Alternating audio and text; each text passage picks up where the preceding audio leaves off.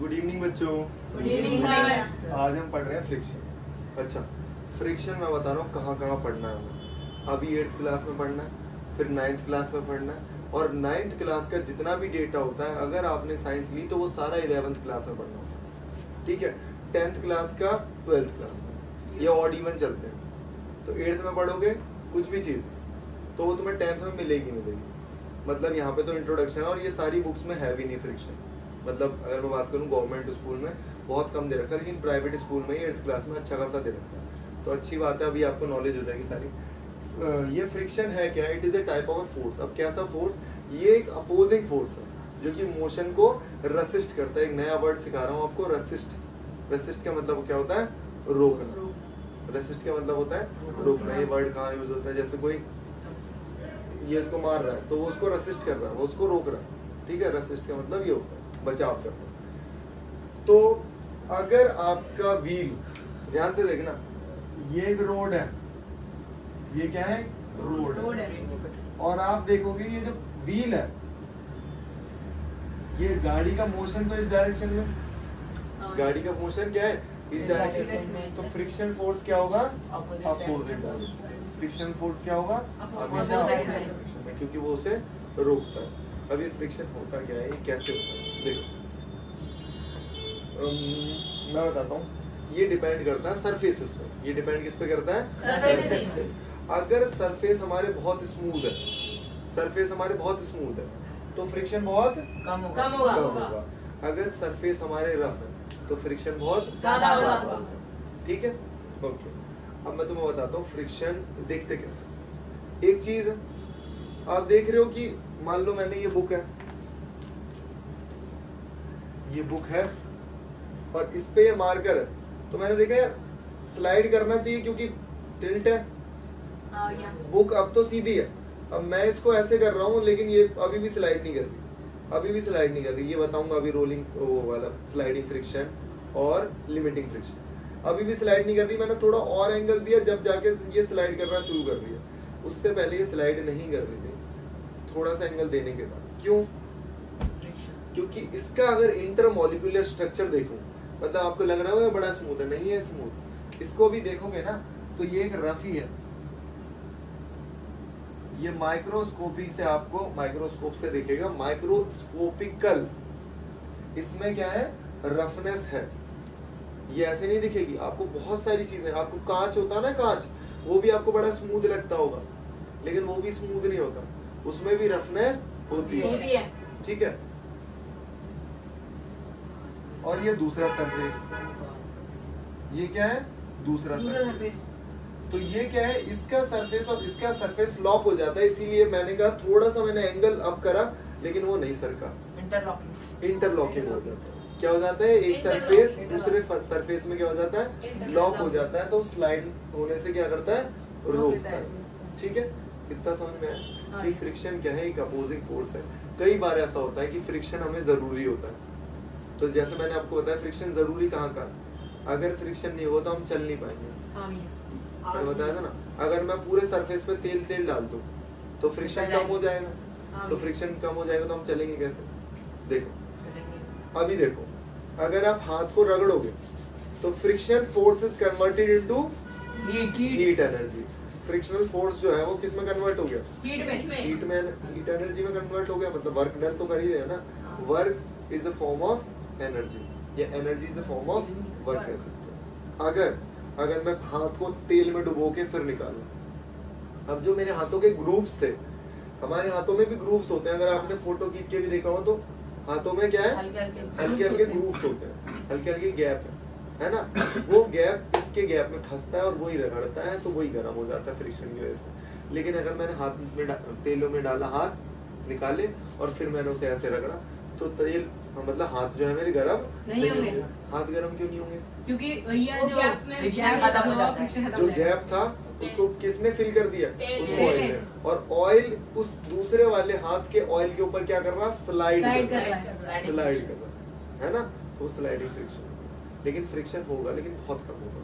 इसीलिए अब देखो ध्यान से, मैंने आपको बताया तेल गरम कर देगा तो और नुकसान है, तेल पतला हो जाएगा। गरम से पतला हो जाता है।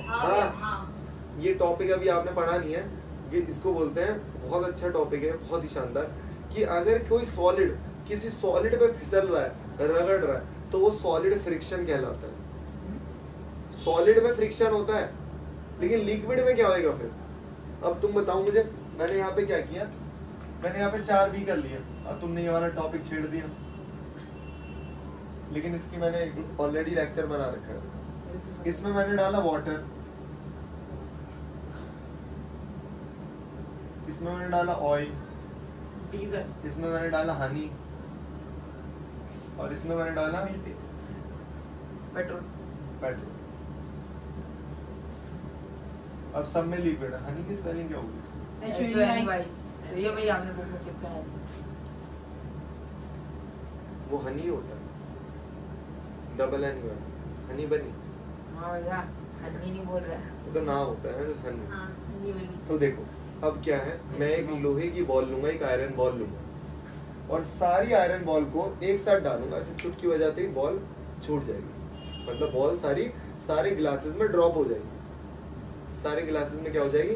ऐसा मैकेनिज्म लगा हुआ है कि सारे ग्लासेस में ड्रॉप हो जाएगी। तो जैसे ही ड्रॉप होगी, सबसे पहले बॉटम को कौन सी बॉल टच करेगी? वाटर वाली।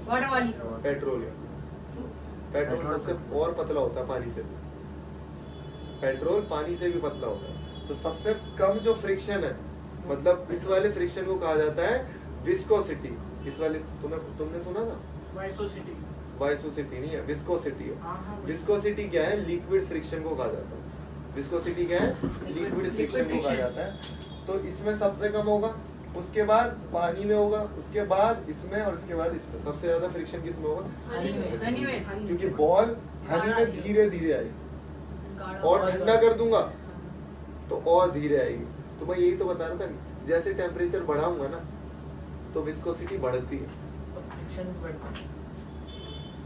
टेम्परेचर बढ़ते ही विस्कोसिटी कम हो जाती है। विस्कोसिटी कहाँ जाएगा? उसे फ्रिक्शन नहीं बोलेंगे, उसे कहते हैं विस्कोसिटी। उसका पतलापन, गाढ़ापन, पतलापन। जैसे चाशनी है, हनी है, और भी बहुत सारी चीजें हैं। एक चीज और बताऊंगा, तुम फ्लूइड के नेचर होते हैं, ऐसे जो फ्लूइड होते हैं ना, उनके नेचर होते हैं।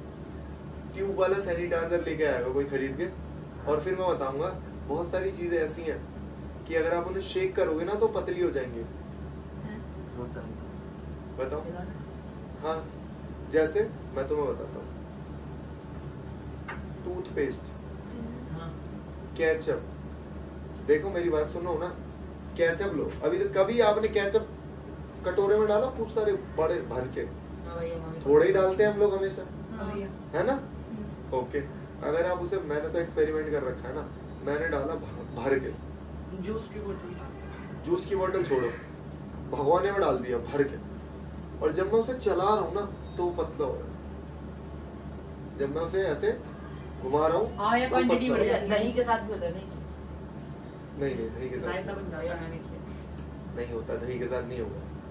किया था भैया। अरे वो तो तुम्हें लगता है, लेकिन वो पतली नहीं हो रही है। क्या है? दूसरी चीज सुनो, बताऊंगा उसकी प्रॉपर्टीज अलग है।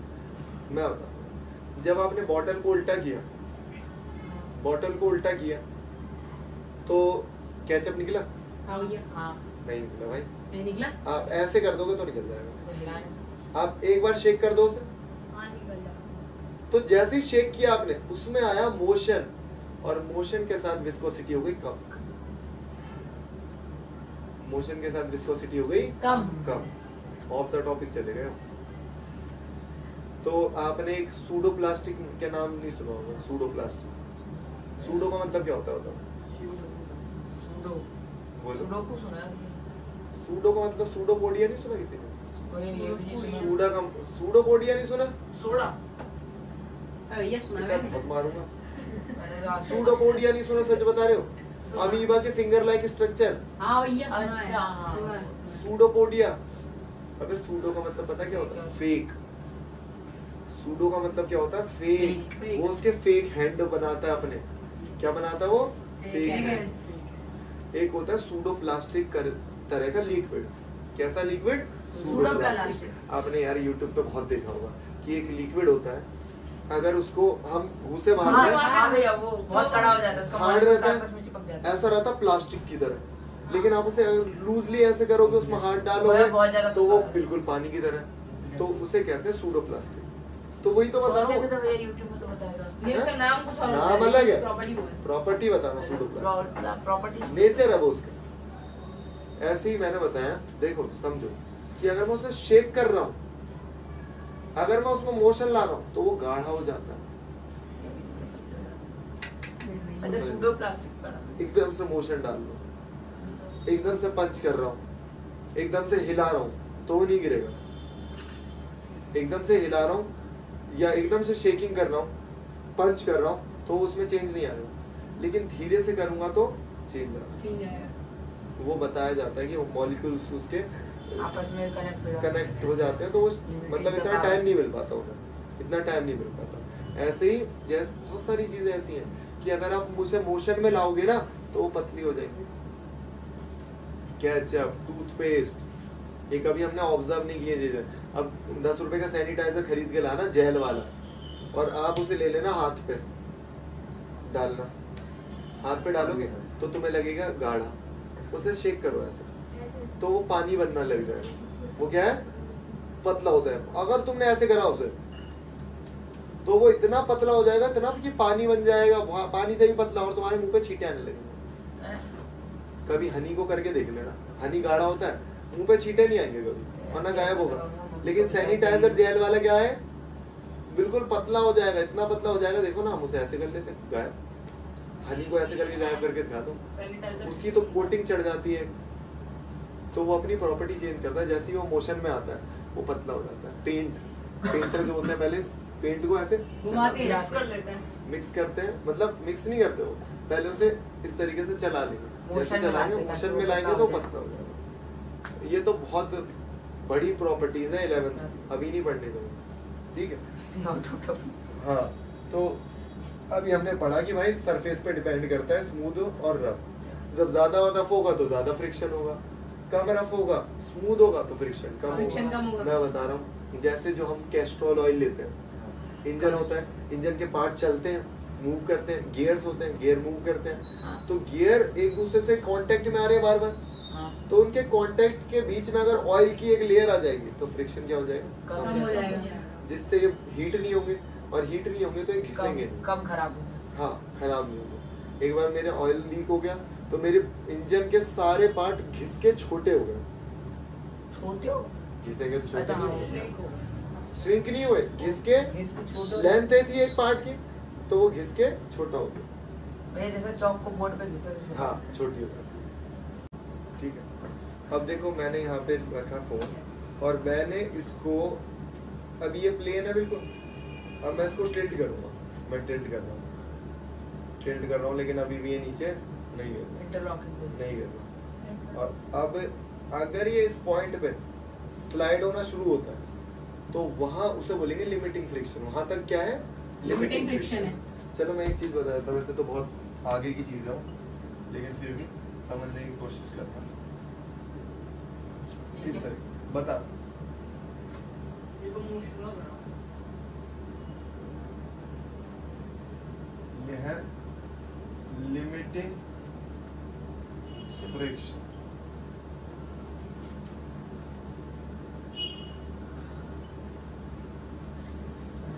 एक बात बताओ, गाड़ी खड़ी हुई है, आप लोग धक्का लगा दो, और जब धक्का लगा रहे थे स्टार्टिंग में तो 3 बंदों ने धक्का लगाया लेकिन गाड़ी हिली नहीं। एक चौथा बंदा आया और उसने धक्का लगाया, सारे धक्के ऐड हुए, सारा फोर्स ऐड हुआ, गाड़ी हिलने लगी, गाड़ी चलने लगी।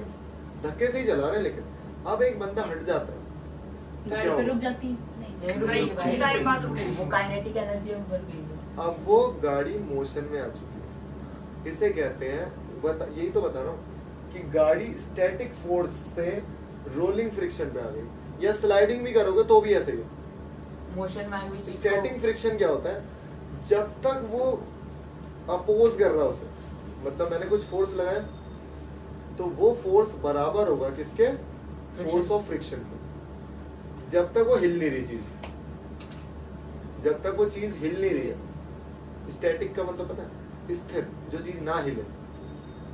कोई भी चीज कहीं भी पड़ी हुई है तो वो क्यों पड़ी हुई है, क्यों नहीं हिल रही है, क्योंकि एक स्टैटिक फ्रिक्शन है। अगर कोई टेढ़ी चीज पे कोई चीज टिकी हुई है तो उसकी वो किसकी वजह से टिकी हुई है, स्टैटिक फ्रिक्शन की। एक फोर्स ऑफ फ्रिक्शन है जो कि वो सहन कर सकते हैं, जो कि वो वहाँ तक अपोजिंग कर सकते कर मतलब सकती है। अप्लाइड फोर्स है, उसके फोर्स से कम है। कम है। समझा? अब दोबारा से मैंने यहाँ पे एक ग्राफ बनाया, ये होता है लिमिटिंग फ्रिक्शन। मतलब मैंने फोर्स लगाया, मैंने फोर्स लगाना शुरू किया, ये अप्लाइड फोर्स ले लो और इसको फोर्स ऑफ फ्रिक्शन ले लो। तो मैंने क्या किया, फोर्स लगाना शुरू किया, लगाता गया लगाता गया लगाता गया। अभी मैंने देखा फ्रिक्शन भी बढ़ रहा है। एक टाइम आता है लिमिटिंग फ्रिक्शन, उसके बाद फ्रिक्शन कम, उसके बाद लिमिटिंग फ्रिक्शन के बाद फ्रिक्शन कम हो जाता है क्योंकि गाड़ी मोशन में आ जाती है। और देख लो ना, जब तुम गाड़ी को धक्का लगा रहे थे बहुत तेज की नहीं लग रही थी, जब जैसी मोशन में आई हम लोग एकदम से आगे चल जाते हैं। वैसे तो लॉ ऑफ इनर्शिया भी कह सकते हैं, लेकिन वो हल्की हो जाती है, धक्का मारने में आसानी रहती है। बस स्टार्टिंग का जो धक्का रहता है वो थोड़ा सा टफ रहता है, वो क्योंकि स्टैटिक फ्रिक्शन है। मोशन की चीजों को फ्रिक्शन फोर्स कम होता है, कम हो मोशन की चीजों को ऐसा कुछ जो नहीं चीज है। मोशन में होती है उसकी फ्रिक्शन थोड़ी कम होती है। देख अब वो तो यहाँ पे आ गए हम लोग, स्लाइडिंग फ्रिक्शन और रोलिंग फ्रिक्शन। कोई चीज को मैं घसीट रहा हूँ तो वो चीज स्लाइडिंग फ्रिक्शन, वही चीज घिस रही है, उसी के उतने ही पार्टिकल घिस रहे हैं और वही बार बार गर्म हो रहे हैं, तो फ्रिक्शन बढ़ेगा। जब किसी चीज को घिस रहा हूँ तो उसको मैंने किस में कन्वर्ट कर दिया, रोलिंग फ्रिक्शन। उसको किस में कन्वर्ट कर दिया, रोलिंग फ्रिक्शन। अब रोलिंग फ्रिक्शन में क्या होगा, जब ये चीज आगे रोल करेगी तो हर पॉइंट पे, ये पॉइंट यहाँ पे आएगा, फिर ये व्हील यहाँ पे आएगा, क्या पॉइंट ऑफ कांटेक्ट चेंज हो रहे हैं? क्या थोड़ा सा व्हील आगे बढ़ा तो पहले कांटेक्ट पॉइंट ये था, अब कांटेक्ट पॉइंट ये हो गया होगा, फिर ये हुआ होगा, ये हुआ होगा। अरे व्हील आगे हो रहा है ना, पॉइंट ऑफ कांटेक्ट तो चेंज हो रहा है। इसीलिए जब तक वो चीज गर्म होगी ना, जब तक वो पीछे निकल चुकी होगी, जब तक वो चीज गर्म होगी तब तक वो पीछे निकल चुकी होगी। जब तक उसमें फ्रिक्शन आएगा तो वो चीज पीछे निकल चुकी है। लेकिन फिर भी फ्रिक्शन आता है, व्हील घिसते हैं, व्हील फटते हैं, ठीक है। तो स्लाइडिंग फ्रिक्शन को किसने खत्म करा, रोलिंग फ्रिक्शन कम कर दिया। रोलिंग फ्रिक्शन ने क्या किया, उसे कम कर दिया। ठीक है। देखो अब एडवांटेज और डिसएडवांटेज पढ़ लेते हैं जल्दी से। ठीक है, एडवांटेज क्या है, मैंने बता दिया, जो हमारे वॉकिंग है वो इसकी एडवांटेज है, हम चल ही नहीं पाएंगे। उसके बाद आपका जो पेन है वो तो देखा ना रील्स में और शॉर्ट्स पे कि वो पेन की जो बॉल होती है वो रोटेट करती है, रोलिंग फ्रिक्शन है वो। किसी आप बटर पेपर पे चलाओगे तो वो स्लाइड होगी, और स्लाइड होगी तो इंक नहीं निकलेगी, उसके रोल होने की वजह से इंक निकलती है, उस बॉल में इंक लग के आती है और फिर वो बॉल इंक छोड़ती है। ब्रेकिंग पैड, कार में ब्रेक लगाओगे, पता लगा फ्रिक्शन नहीं है तो ब्रेक लगेंगे, ठीक है। स्क्रू आपने गाड़ लिया, वो फ्रिक्शन की वजह से ही फंसा होता है उसमें, ठीक है ना। मैच स्टिक रब करने से फायर, अगर वो फ्रिक्शन हीट होती, तिल्ली आप ले लो खूब सारी और माचिस एक ही रहने दो, उसकी भी लाइफ होती है। एक मैच जो फ्रिक्शन है ना उसकी भी लाइफ है कि मान लो वो 50 स्टिक्स को अच्छे से बंद कर देगी। लेकिन कई लोग क्या करते हैं, माचिस की तिल्ली वो बहुत सारी ले लेते हैं और तो वो घिस जाती है माचिस का जो फ्रिक्शन पैड है वो पैड पूरा घिसा हुआ है, समझ रहे हो ना। कई बार देखा भी होगा, हमें जली नहीं लगे पड़े हो, है ना। तो उसकी भी एक लाइफ होती है। स्पाइक्स इन शूज, तो आपने देखा होगा जो रनर्स होते हैं, फुटबॉलर्स होते हैं, उनके शूज में क्या लगे होते हैं, स्पाइक्स, कांटे से लगे रहते हैं। वो कांटे क्या करते हैं, ग्रिप बनाते हैं, फ्रिक्शन को बढ़ाते हैं, इसीलिए गिरे ना, समझे, नहीं तो गिर जाते हैं, फिसलने से रोकते हैं। डिसएडवांटेज ऑफ फ्रिक्शन, जो शूज है आपने देखा कि शूज जब आते हैं, मैंने तो बताया ना, शूज पे इतना अच्छा डिजाइन बना होता है कि आप पीछे जो रंगोली बनी हुई है वो आप बना लो शूज के पैटर्न से, ऐसे कलर में डुबोया और शूज दीवार पे ऐसे कर दो तो बढ़िया पैटर्न बन जाता है, बड़े अच्छे अच्छे पैटर्न आते हैं। लेकिन धीरे धीरे वियर आउट होने के बाद, धीरे धीरे जूते चलने के बाद घिस जाते हैं, सारे घिस जाते हैं, तो वो स्लिपरी भी हो जाते हैं। कई बार तो चप्पलें जो होती हैं वो फिसल ही जाते हैं, लोग से, है ना? तो शूज वियर आउट हो जाते हैं। इरेजर क्या होती है? सारी छोटाने लग जाता है, घिस जाती है। इरेजर क्या होता है? ये ज्यादा घिस जाती है, ठीक है। उसके बाद जितने भी मशीनरी पार्ट है, भाई पढ़ रहा है तो पढ़ ला, नहीं तो चला जाए यहाँ से, निकल कौन सा चैप्टर? वहाँ निकल, कुंडी लगा, ठीक है। इरेजर मैंने आपको बता दिया, इरेजर क्या है? वियर आउट हो जाती है, घिस जाती है, ठीक है। मशीनरी पार्ट है, मैंने आपको बताया था, गियर बॉक्स है, बहुत सारी चीजें ऐसी हैं जो हमें चेंज करानी पड़ती है। मशीनरी के होती है ना, इंजन में तो बहुत सारे पार्ट्स होते हैं, सब घिस जाते हैं। और हाँ, फ्रिक्शन की वजह से एनर्जी भी वेस्ट होती है। हाँ भैया। और आपको पता है फ्रिक्शन की वजह से हीट पैदा होती है। जो मैंने ऑयल डलवाया था उसका कलर कुछ और था, उसका कलर गोल्डनिश रहता है, लेकिन निकलता कैसे? ब्लैक, क्योंकि वो हीट होने की वजह से वो पूरा जल चुका होता है। और जलने के बाद बताइए काला, जब भी तो हम चेंज कराते हैं ऑयल चेंज क्यों कराते हैं? वो ऑयल जल चुका है, उसमें अब कोई वो नहीं रहा उसका, ठीक है। मेथड्स क्या है? ऐसे क्या मेथड्स हैं जो हम लोग चेंज कर सकते हैं, मतलब फ्रिक्शन को रिड्यूस कर सकते हैं? सबसे पहले ग्रीस, आपने सुना होगा साइकिल की चेन में ग्रीस लगाते हैं फ्रिक्शन कम करने के लिए, लुब्रिकेंट की तरह वर्क। लुब्रिकेंट। अब आपने नहीं पढ़ा होगा कि दो तरह के फ्रिक्शन को रिड्यूस करने के लिए आती है चीजें, एक होते हैं पाउडर की फॉर्म में और एक होती है लिक्विड फॉर्म में। कैरम बोर्ड पे जो पाउडर आता है वो, और उससे भी बड़ा, उससे छोड़ो, मैं तुम्हें बताता हूँ आगे जब बड़े हो जाओगे, जब जाके पढ़ोगे, ग्रेफाइट पाउडर आता है। ग्रेफाइट पाउडर जो बहुत बड़ी बड़ी मशीन्स होते हैं ना, उनमें वो पाउडर डलता है। हाँ, बहुत बड़ी बात बोल दी तुमने, मैं नहीं बताया होगा पक्का तुझे, है ना? तेल नहीं डलता वरना वो पानी गंदा हो जाएगा। हाँ, तो उसमें ऑयल नहीं डाला जाता, जो बड़े बड़े डैम्स होते हैं ना उनमें ग्रेफाइट पाउडर डाला जाता है, वो 10th क्लास में पढ़ेंगे हम लोग। तो ग्रेफाइट पाउडर, ग्रीस क्यों डाला जाता है? ग्रीस, अगर वो डैम्स में ग्रीस डालेगा तो वो पानी में नहीं हो जाएगी? डैम में बड़ी बड़ी मशीन में डलती है ग्रीस, हाँ। लेकिन मान लिया ग्रीस डालेगा कैसे? बड़ा मशीन है, लेंथ उसकी लंबी है, तो ग्रीस तो तेरी ऊपर ही रह जाएगी, वो तो सेमी सॉलिड है ना यार, वो तो गाढ़ा जेल है एक तरीके का। ऑयल डालेगा तो वो मूव करता हुआ मशीन के पार्ट्स में नीचे आ जाएगा, पानी मिक्स हो जाएगा, और वो मिक्स हो जाएगा, मतलब उसमें लेयर चढ़ जाएगी। ग्रीस हम उसी में लगा सकते हैं जो पार्ट मुझे दिख रहा है, सारे पार्ट में ऑयलिंग करनी पड़ेगी, ठीक है। वो तो ये हमारे मेथड हो गए। अब मैं आपको नेक्स्ट वीडियो में पढ़ाऊंगा, रुक जाओ, मैं नेक्स्ट वीडियो में पढ़ाऊंगा आपको स्ट्रीमलाइन फ्लो, जो कि बहुत ही अच्छी चीज है। वो क्या है? अभी हमने क्या पढ़ा? सॉलिड फ्रिक्शन पढ़ा। अब मैं पढ़ाऊंगा गैसियस फ्रिक्शन और लिक्विड फ्रिक्शन, ठीक है, नेक्स्ट वीडियो। ओके।